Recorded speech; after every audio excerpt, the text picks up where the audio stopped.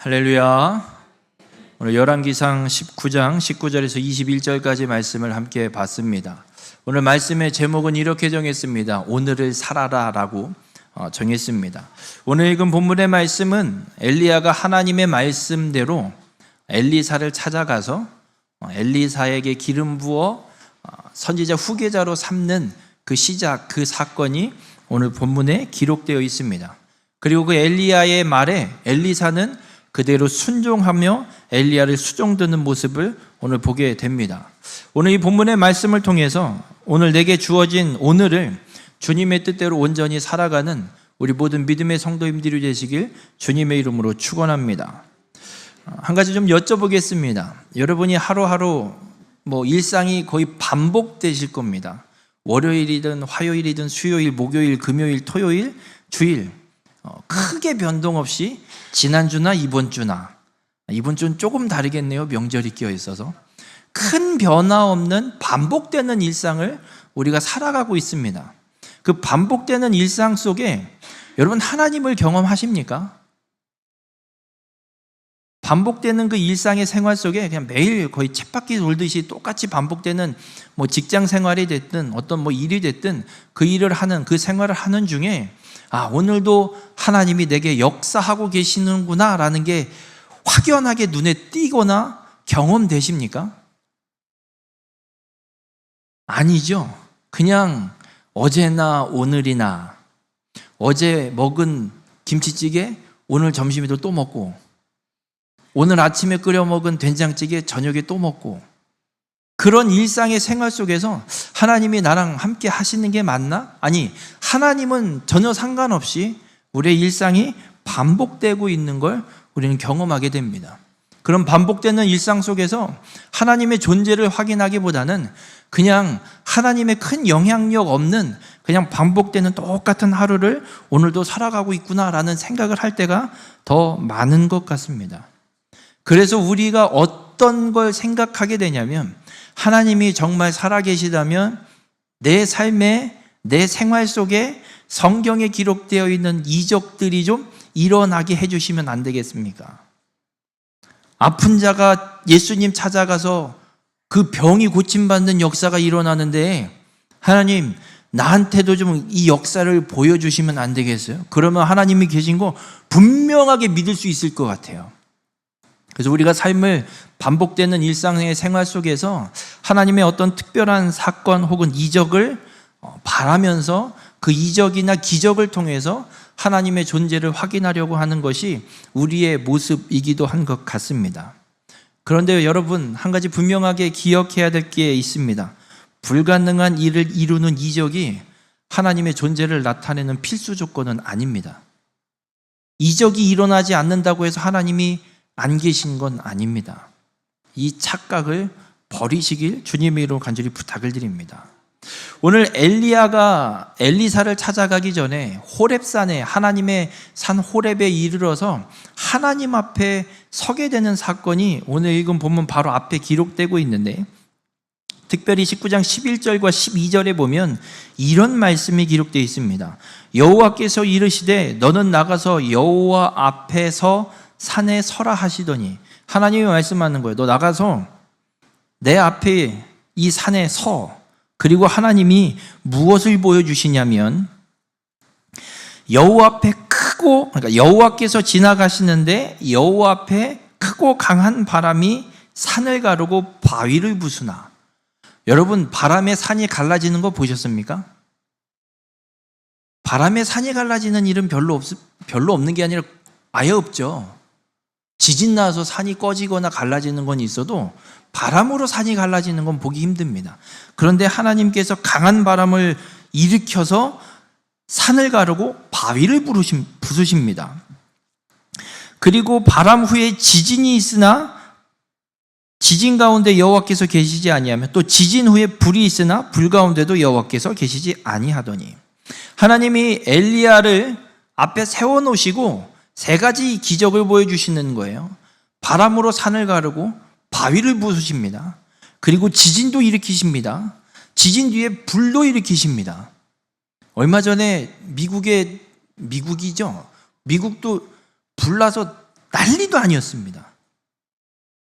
엄청난 불을 하나님이 이 이적을 엘리야 앞에 보여주십니다.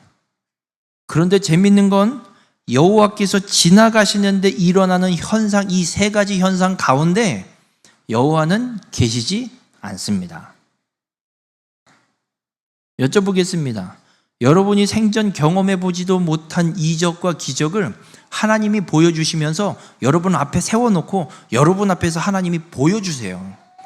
그러면 하나님이 계심을 믿으시겠습니까? 이렇게 좀 극단적인 예를 들어 볼게요. 여러분이 배가 아파서 병원을 갔는데 의사가 정밀검사를 해보재요. 검사를 했어요. 췌장암 말기, 길어야 보름입니다. 이 진단을 받았다고 칠게요. 그럼 여러분은 어떻게 하시겠어요? 하나님한테 기도하시겠어요? 하나님 살아계신 거 맞습니까? 왜 나한테 이런 시련을 이러고 있겠죠? 근데 어쨌든 하나님한테 기도했어요. 하나님이 말씀하세요. 야, 교회로 가봐. 교회 마당에 가만히 서 있어봐. 교회 마당에 가만히 서 있어요. 근데 하나님이 저 앞에 산에 불을 내셔서 저 산을 홀랑 태워버리시는 거예요. 아니, 하나님의 음성이 진짜 하나님인 게 분명하게 확인된 만큼 들리는 소리로 말씀하시고 불을 확 태워버리시는 거예요. 내가 불 태운 거 믿냐? 네, 믿습니다. 근데 하나님이 안 계세요. 내가 네 병을 고쳐줄게. 보름밖에 못 사는 췌장암 말기 하나님이 고쳐주셔서 정말 몸이 느낄 정도로 와, 나섰구나 확인될 정도로 하나님이 역사하셨어요. 근데 하나님이 안 계세요.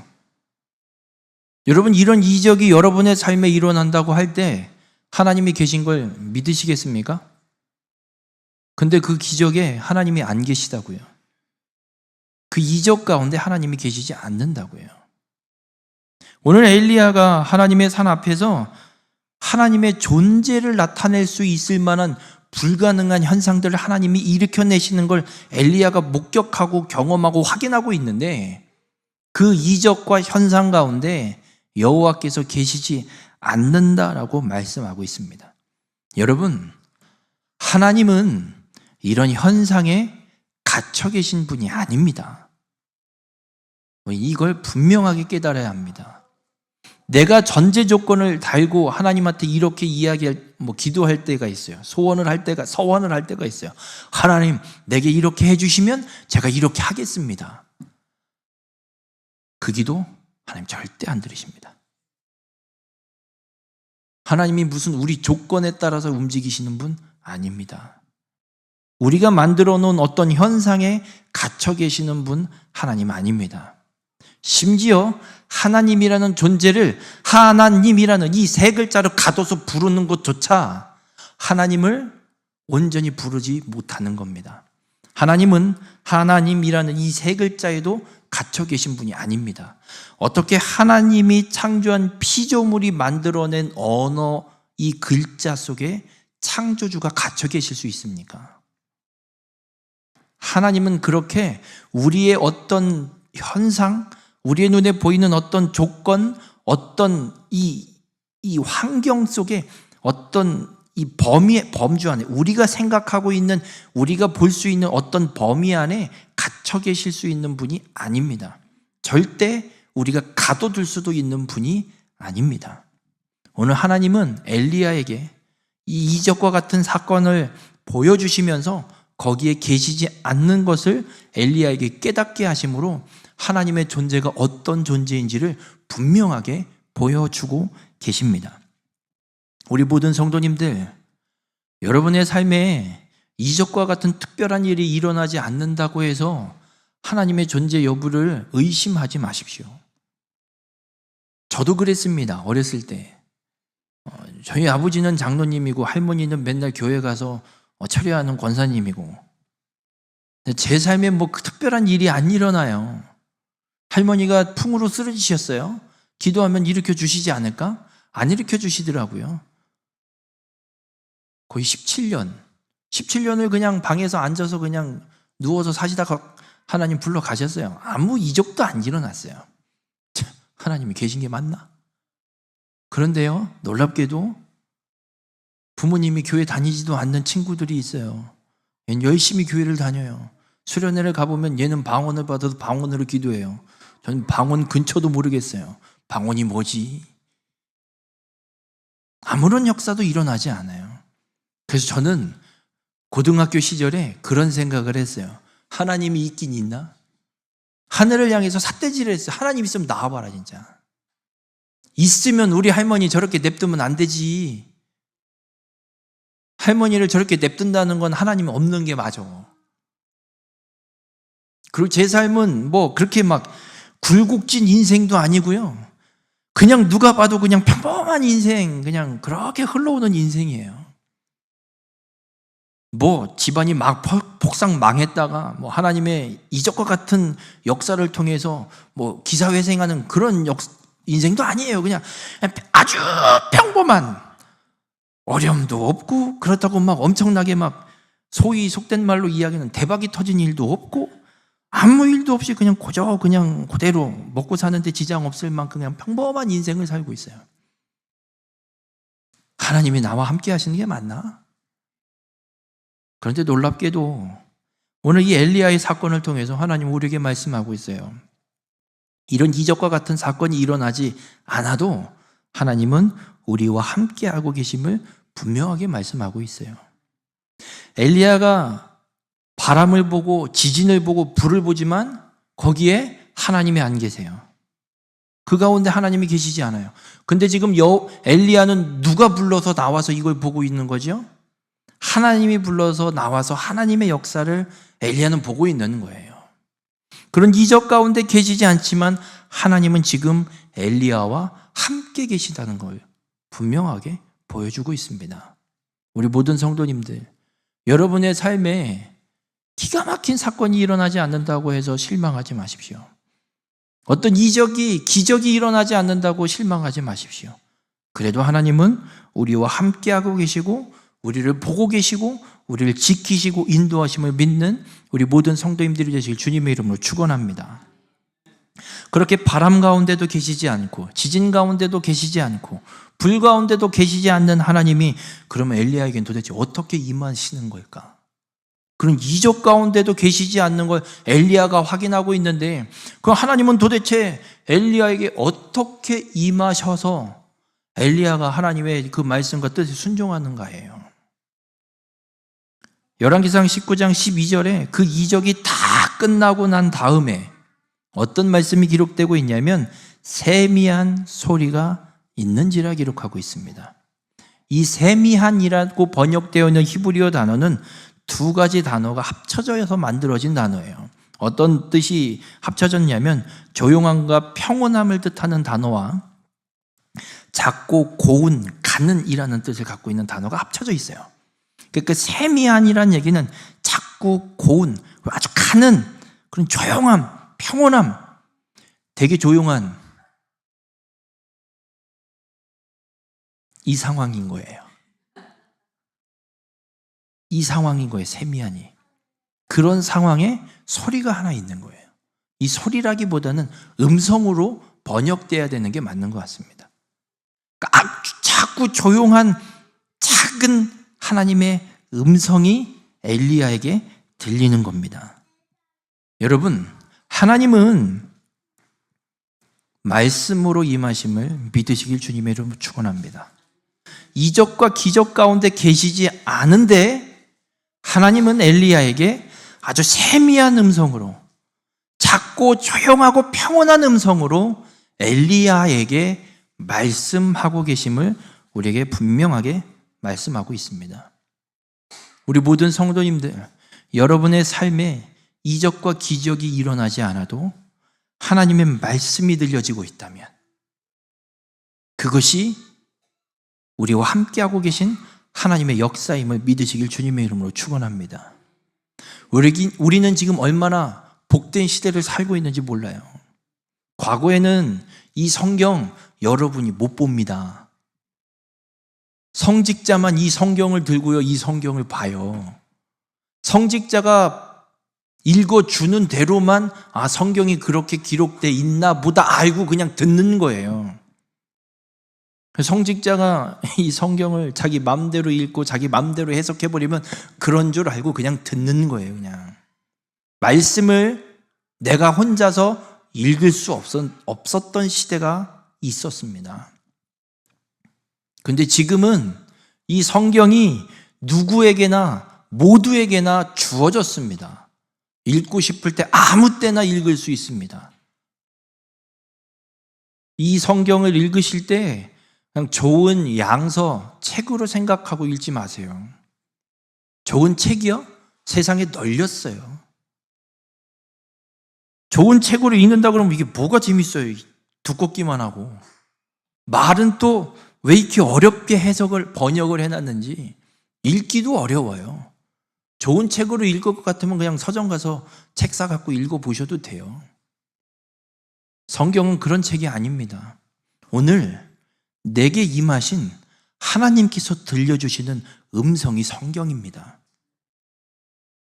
책으로 읽지 마세요. 오늘 내게 들려주시는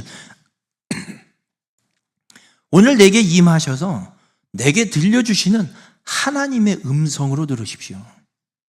한 절 한 절 읽어 나가시는 게 그냥 눈으로 읽는 것이 아니라 오늘 내게 들려주시는 하나님의 음성으로 들으십시오. 오늘 주님이 우리에게 임하시는 방법은 바로 이렇게 하나님이 말씀으로 우리에게 언제나 임하심을 믿으시길 주님의 이름으로 축원합니다. 그래서 언제나 주님의 음성을, 하나님의 음성을 듣고 살아가는 귀한 축복의 삶이 되시길 주님의 이름으로 축원합니다. 엘리야가 그렇게 하나님의 음성을 들었습니다.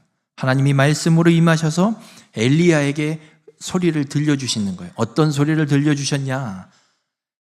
아람 왕 하사엘을 왕으로 기름 부어 세우고 이스라엘의 왕으로 예후를 기름 부어 세우고 그리고 엘리사를 기름 부어 선지자로 세우라고 하나님이 말씀으로 들려주셨어요. 그래서 엘리야가 엘리사에게 기름 부어 선지자로 세우기 위해서 엘리사를 찾아갑니다. 그래서 엘리사를 찾아갔는데 오늘 본문 19절에 이렇게 기록해요. 엘리야가 거기서 떠나 사밧의 아들 엘리사를 만나니 그가 12겨리소를 앞세우고 밭을 가는데 자기는 12째 겨리소와 함께 있더라. 엘리야가 그리로 건너가서 겉옷을 그의 위에 던졌더니 엘리야가 가서 엘리사를 봤어요. 제가 엘리사구나. 어떻게 알았는지는 모르겠어요. 갔는데 밭 갈고 있는 저 사람을 보고 제가 엘리사인 걸 엘리야가 알았는지 어땠는지 하여튼간 엘리사를 보고 겉옷을 벗어서 엘리사한테 던졌어요. 이 엘리사에게 엘리야가 겉옷을 주었다라는 의미는 어떤 의미냐면 겉옷은 그 사람의 직무를 의미합니다. 여러분, 왕이 입는 옷이 따로 있죠. 그것을 입은 사람만이 왕이죠. 그걸 입지 않은 다른 사람은 왕이 아닙니다. 왕만 입는 옷이 있어요. 그래서 왕으로 다음 왕이 세워지면 똑같이 그 옷을 입어야 되는 게 왕이 되는 거예요. 그 옷을 입지 못하면 아무리 세자여도 왕의 옷을 물려 입지 못하게 되면 왕이 되는 게 아니에요. 그것처럼 이 엘리야가 겉옷을 엘리사에게 준다라는 건 무슨 의미가 있냐면 엘리야가 지금까지 감당해왔던 선지자의 이 사역, 이 사명을 그대로 엘리사에게 이양해주는, 위임해주는 의미가 담겨져 있는 겁니다. 하나님의 사명이 엘리야에게서 엘리사에게로 위임되고 있는 상황이 오늘 읽은 본문이에요. 그런데 하나님의 사명이 엘리야에서 엘리사에게로 전달되는 이 상황을 우리는 유심히 살펴볼 필요가 있습니다. 어떤 상황 속에 하나님의 사명이 위임되는지, 그리고 우리가 어떻게 하나님의 말씀에 반응해야 되는지 오늘 이 본문의 이 상황 속에 분명하게 우리가 깨달아야 될 부분, 그리고 우리가 그대로 순종해야 될 말씀들이 있습니다. 오늘 본문 19절에 엘리야가 엘리사를 찾아가서 만나서 겉옷을 던져주는 상황이 어떤 상황이냐면 엘리사가 하고 있는 일이 있습니다. 그가 12겨리소를 앞세우고 밭을 가는 상황입니다. 엘리사가 소를 끌고 밭을 갈고 있어요. 이게 무슨 중요한 상황이냐면 여러분 12겨릿소입니다. 이 겨릿이라는 의미는 한 쌍을 의미해요. 그럼 12겨릿소면 12쌍의 소예요. 12쌍의 소면 몇 마리죠? 24마리. 여쭤볼게요.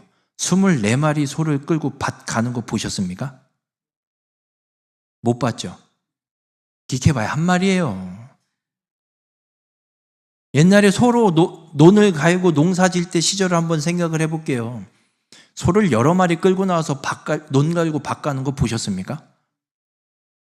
거의 찾아보기 힘들어요. 한 마리 정도? 그럼 12마리를 끌고 나와서 밭을 갈고 있다는 의미는 12마리가 아니라 24마리를 끌고 나와서 밭을 갈고 있다는 의미는 어떤 의미인 줄 아십니까? 엘리사의 집이 어마무시한 부잣집이라는 얘기입니다. 12겨릿소예요. 12쌍의 소를 한 쌍마다 쟁기 하나씩만 건다고 칠게요. 그러면 12쟁기를 몰고 가려면 몇 사람이 필요해요? 12사람이 필요해요. 그만큼 정을 부리고 있고 소도 밭 가는 일에 그만큼 쓸 수 있는 가축의 수를 충분히 갖고 있는 이 12마리, 24마리 아니어도 집에 또 그만큼 가축이 더 많이 있는, 그리고 이 12쌍 24마리로 밭을 갈지 않으면 안 될 만큼의 면적의 밭을 갖고 있는 농사를 지어야 되는 상황. 엘리사의 집안은 그만큼 부잣집인 거예요. 여쭤볼게요. 부잣집 아들은 일을 해요? 안 해요? 안 해요. 왜 해요? 종들이 많은데. 부리고 그들을 가서 관리나 하는 거지. 근데 지금 엘리사는 어떻게 하고 있습니까? 12째 겨릿소와 함께 있습니다. 12쌍의 소들이 쟁기 하나씩 다 메고 밭을 갈고 있는데 엘리사가 밭둑에 앉아갖고 잘 가나 안 가나 이러고 쳐다보고 있는 게 아니라 12번째 쟁기에 붙어서 소를 몰면서 밭을 갈고 있다는 얘기예요. 부잣집 아들이 놀아도 되는데 놀지 않고 밭 가는 일에 지금 농번기가 시작되고 농사를 짓는 그 과정에 지금 해야 되는 밭 가는 일에 엘리사는 최선을 다해서 그 일을 감당하고 있다는 겁니다. 우리 모든 성도님들, 하나님의 말씀이 우리에게 언제 임할까요? 특별한 이적이 일어나는 상황에 하나님의 말씀이 우리에게 임하는 것이 아닙니다. 오늘 엘리사는 자신의 오늘 해야 되는 일 앞에 최선을 다해서 그 일을 하고 있습니다. 그 중에 그러던 상황에 오늘 해야 되는 일이 밭 가는 일이기 때문에 소를 끌고 나가서 밭을 갈고 있을 뿐입니다. 그런데 하나님이 엘리야를 보내셔서 하나님의 이 선지자의 사명이 주어지는 하나님의 말씀이 오늘 엘리사에게 임하고 있는 겁니다. 우리 모든 성도님들, 하나님의 말씀이 우리에게 임하는 건 우리에게 주어진 상황 속에 내가 감당해야 될 오늘을 최선을 다해 살아갈 때 하나님의 말씀이 임함을 믿으시길 바랍니다. 예수님이 제자들을 부르시는 모습도 똑같습니다. 예수님이 제자들을 부르실 때 마태복음 4장 18절에 보면 이래요. 갈릴리 해변에 다니시다가 두 형제 곧 베드로라 하는 시몬과 그의 형제 안드레가 바다에 금을 던지는 것을 보시니 그들은 어부라. 그리고 불러요. 베드로와 시몬과 안드레가 어부여서 바다에서 금을 내리고 있어요. 이게 뭐 특별한 상황이에요? 시몬과 안드레에게는 특별한 상황이 아니라 그저 지극히 평범한 일상이에요. 어부이기 때문에 오늘도 나가서 고기를 잡기 위해 그물을 내리고 있을 뿐이에요. 또 마태복음 9장 9절에는 예수께서 그곳을 떠나 지나가시다가 마테라 하는 사람이 세간에 앉아있는 것을 보시고 이르시되 나를 따르라 하시니 일어나 따르니라. 세리 마테를 하나님이 부르시는 장면이에요.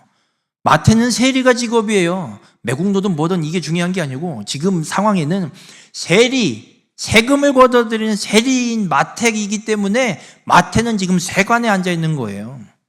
세무서 직원이어서 세무서 사무실에 앉아갖고 지금 세금 업무를 처리하고 있는 상황이에요. 그때 예수님이 보시고 나를 따르라라고 말씀하고 있는 거예요.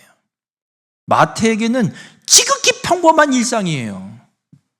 어제나 오늘이나 똑같이 세관에 앉아갖고 세금 받은 거 계산하고 정리하고 있을 뿐이에요. 우리 모든 성도님들, 하나님의 말씀이 우리에게 임하는 건 특별한 상황이 아닙니다. 평범한 일상을 살아가고 있는 중에 하나님의 말씀이 우리에게 임함을 믿으시길 주님의 이름으로 축원합니다. 그래서 예수 그리스도를 믿어 구원받은 이 그리스도인의 삶은 세상을 떠나 이 속세를 떠나 하나님만 바라보겠다고 산골짜기에 짱 박혀서 세상과 동떨어진 삶을 살아가는 게 아닙니다. 그리스도인의 진정한 그리스도인의 삶은 세상 속에서 내게 주어진 오늘의 일상을 최선을 다해서 살아가는 것이 그리스도인의 삶임을 믿으시길 바랍니다. 우리 모든 성도님들, 여러분에게 주어진 일상이 있습니다. 매일매일 주어져서 살아내야 되는 매일에 반복되는 일상들이 있습니다. 지겨울 수도 있을 것 같습니다. 이런 말을 하죠. 일을 하면서 아우 지겨워 죽겠네. 언제까지 이 일을 해야 되나. 하지만 그 지겹더라도 내게 주어진 일상을, 그 오늘을 최선을 다해 살아내십시오. 그렇게 오늘을 최선을 다해 살아낼 때 하나님의 말씀이 임하고 우리를 하나님의 사명의 길로 부르시는 줄 믿으시길 바랍니다.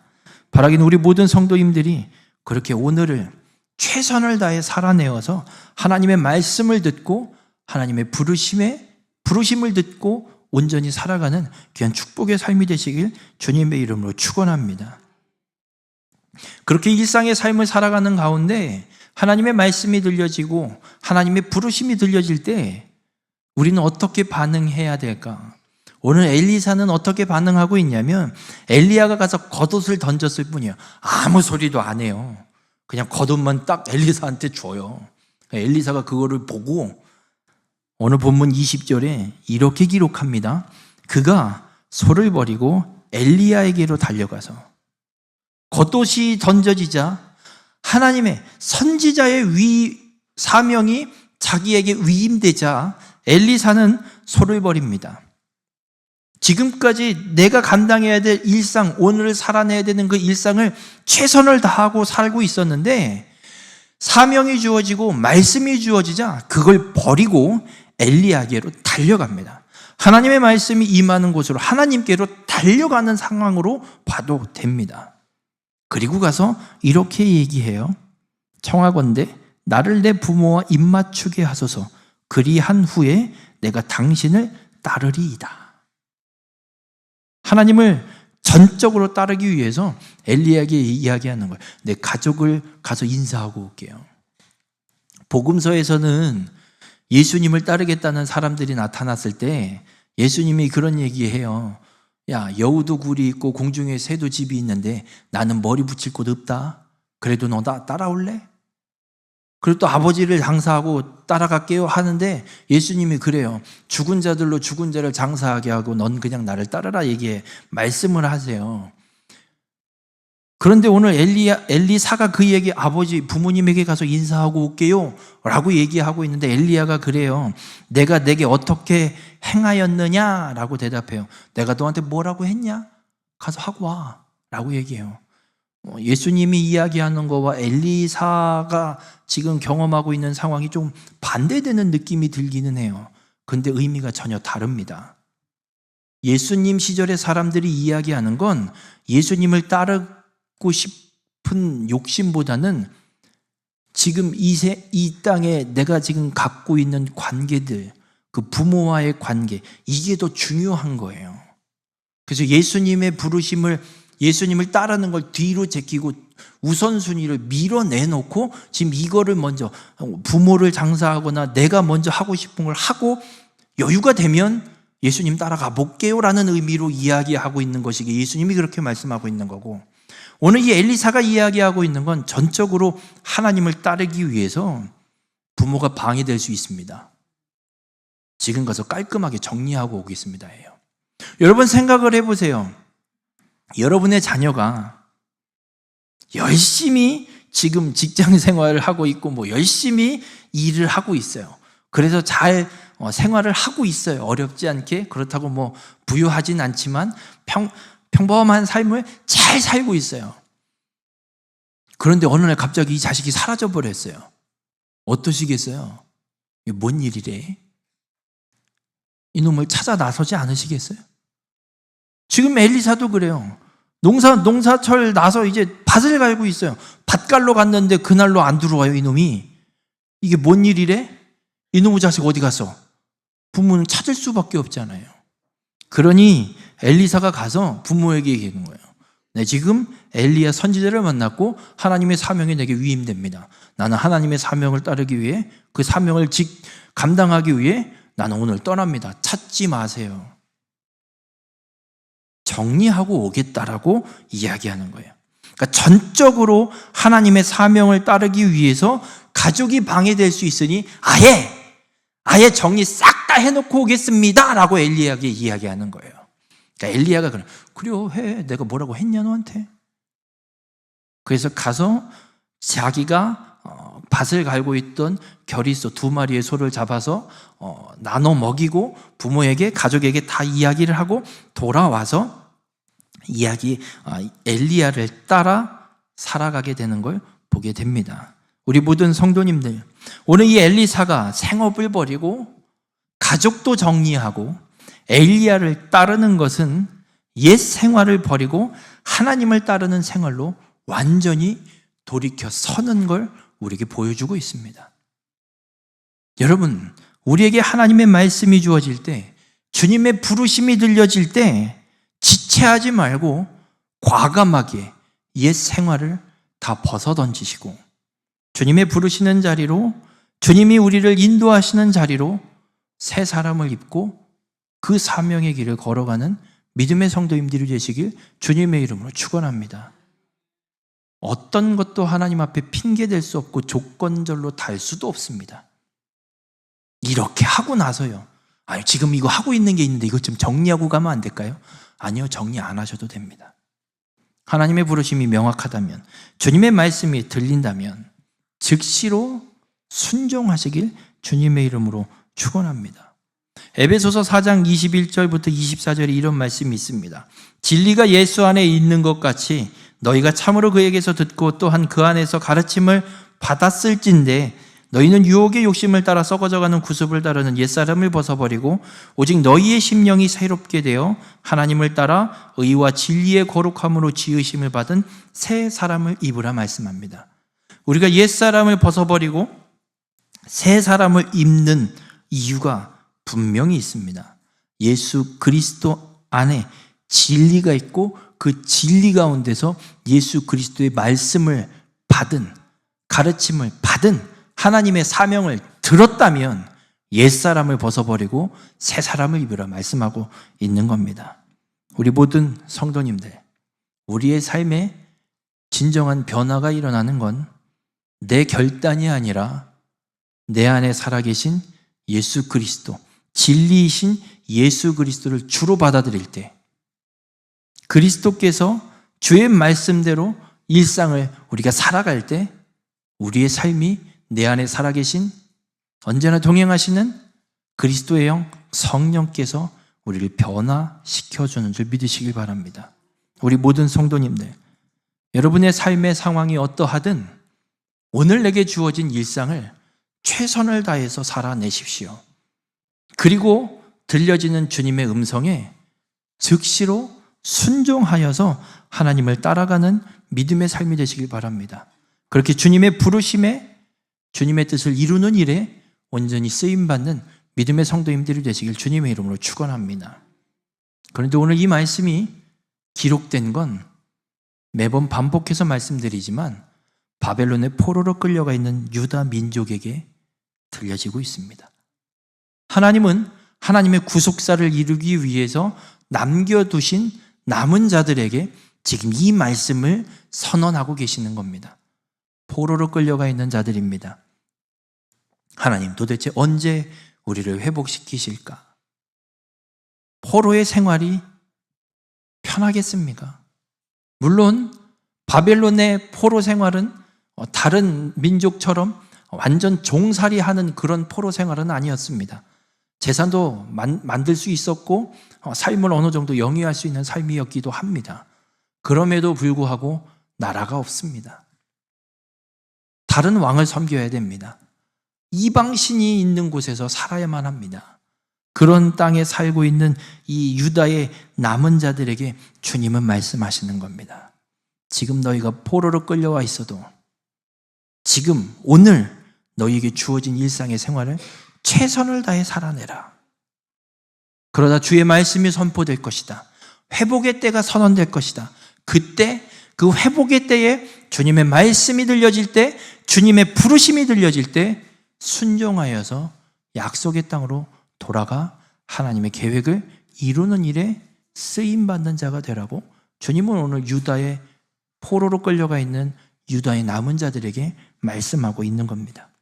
우리 모든 성도님들, 오늘 주님은 우리에게도 동일하게 말씀하고 있습니다. 혹여나 정말 고통스럽고 해결할 수 없는 어려움 가운데 일상을 살고 계십니까? 혹은 반대로 아무 문제 없이 너무나도 평범한 일상을 살고 계십니까? 우리의 삶의 상황이 어떠하든 그것과 상관없이 하나님은 우리와 오늘도 함께하고 계심을 믿으시길 바랍니다. 그 믿음을 갖고 여러분의 삶의 상황이 어떠하든 최선을 다해 오늘 하루를 살아내십시오. 주님은 우리에게 말씀하십니다. 주님의 때를 분명히 깨닫게 하십니다. 그때에 주님은 우리를 불러내십니다. 내게 주어진 오늘의 일상을 최선을 다해 살아내셔서 주님의 음성이 들려질 때 그 음성의 아멘으로 순종함으로 하나님의 계획과 하나님의 뜻을 온전히 이루는 귀한 믿음의 삶이 되시길 주님의 이름으로 간절히 부탁을 드립니다. 주님의 음성이 들려지면 지체하지 마십시오. 주님의 말씀이 깨달아지면 핑계대지 마십시오. 상황을 따지지 마십시오. 주님의 말씀과 부르심이 들려질 때 즉시로 순종하여서 하나님의 약속을 온전히 성취하는 일에 쓰임받는 우리 모든 믿음의 성도님들이 되시길 주님의 이름으로 축원합니다. 기도하시겠습니다. 사랑해 주님, 오늘도 주님의 말씀을 통해 깨닫게 하여 주시니 감사를 드립니다. 기적이 일어나야 하나님이 우리와 함께 하시는 줄 알았습니다. 그러나 오늘 말씀을 통해 분명히 깨닫습니다. 기적이 있어도 그 가운데 여호와가 계시지 않습니다. 우리가 최선을 다해 주어진 일상의 삶을 살아갈 때 하나님께서 말씀으로 우리의 삶 가운데 임하시고 함께 하심을 오늘 말씀을 통해 분명히 깨닫습니다. 하나님, 우리의 삶이 기적을 바라는 삶이 아니라 내게 주어진 오늘을 최선을 다해 살아내므로 내게 들려주시는, 내게 임하시는 하나님의 말씀을 듣고 그 말씀에 순종하여서 하나님의 계획과 뜻을 이루는 귀한 믿음의 삶이 될 수 있도록 우리 가운데 함께하여 주시옵소서. 내 삶의 상황과 형편이 어떠하든 그것을 떠드는 것이 아니라 어떤 상황 속에서도 언제나 나와 함께 하시는 하나님, 말씀으로 내게 임하시는 하나님, 그 하나님을 믿고 그 말씀에 순종하여서 하나님의 계획을, 그 하나님의 뜻을 이루는 귀한 축복의 삶이 될 수 있도록 언제나 하나님과 동행하는 귀한 믿음의 삶이 될 수 있도록 우리 가운데 함께하여 주시옵소서. 이 모든 말씀 예수님의 이름으로 기도드렸습니다. 아멘.